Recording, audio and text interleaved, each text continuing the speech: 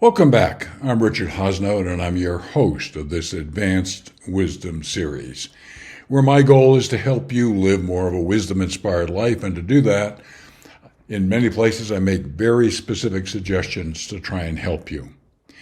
The wisdom in this series comes from three God-realized enlightened avatars: Krishna, Jesus, and Paramahansa Yogananda. As God-realized enlightened avatars, they know God, so when we read their works or hear them, we know that we're hearing the wisdom of God. So let's get into the first quote from today, and this episode is going to include some perspective on both soul and spirit, big topics, okay? So let's get into the first one here. God is perceived with the sight of the soul. Our soul is that spark of divinity, that reflection of God. Every soul in its native state is omniscient, beholding God or truth directly through intuition. Pure reason and pure feeling are both intuitive, but when reason is circumscribed by the intellectuality of the sense-bound mind, and feeling devotees devolves into egotistic emotion, these instrumentalities of the soul produce distorted perceptions. Okay, let me go back here. The soul is as that spark of divinity, that reflection of divinity that is in all of us, where most people are not aware that it exists, and if it does exist, what it is and how to contact it. And that's because the ego obfuscates or clouds our ability to connect to our soul. And that's why meditation and other practices help relinquish our attachment to our ego and gradually let it go. And when that happens, the soul can be the key guidance system for us, okay? So through the soul, we're able to behold God and truth directly through our intuition. Intuition is the voice of our soul, okay? So that's the communicator from our soul to our awareness, okay? But when we become with egotistic emotion, it produces distorted perceptions, which is what most of us have. The key here is, the importance here is the ability to develop our intuition, because that helps relinquish the hold of our ego on us and opens up us to the divine connection that's in all of us. Okay? So how do you do this? Well, I'm going to give you three thoughts. First is self-reflection and introspection.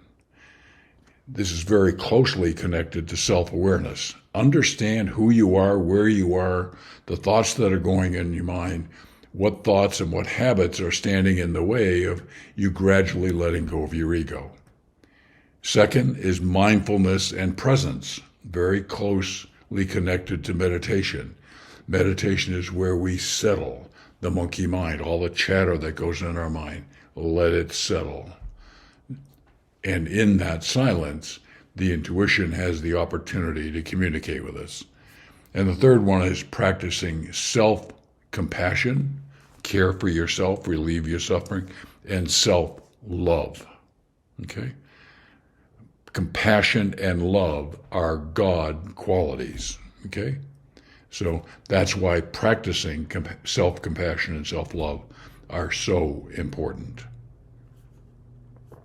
Okay, next piece of wisdom.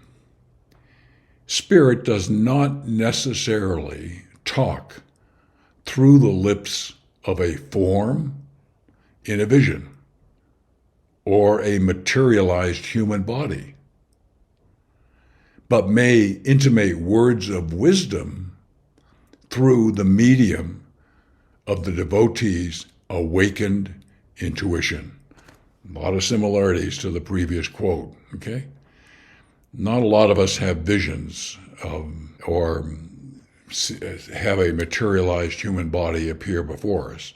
There are very few that do, just so that you're aware. But for most of us, words of wisdom come through the medium of our intuition. Okay? And I've talked about here. So again, how do you do this?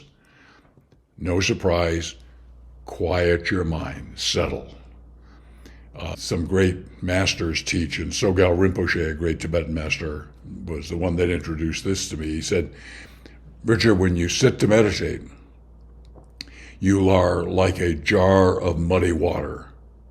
And if you just put the jar and let it settle, what happens is the mud settles to the bottom, and what emerges at the top in the water is clarity. So let yourself settle and become peaceful. Second, stay open and receptive to new possibilities. And third, to kind of engage your commitment, track your progress, be involved, consider journaling. How was your meditation today? How were your good habits today? What bad habits kind of cropped up that kind of got in your way? Okay? So lots of things that these 3 suggestions can help you with. As always, I deeply appreciate you listening to these episodes, and I look forward to reconnecting with you soon. Thank you very much.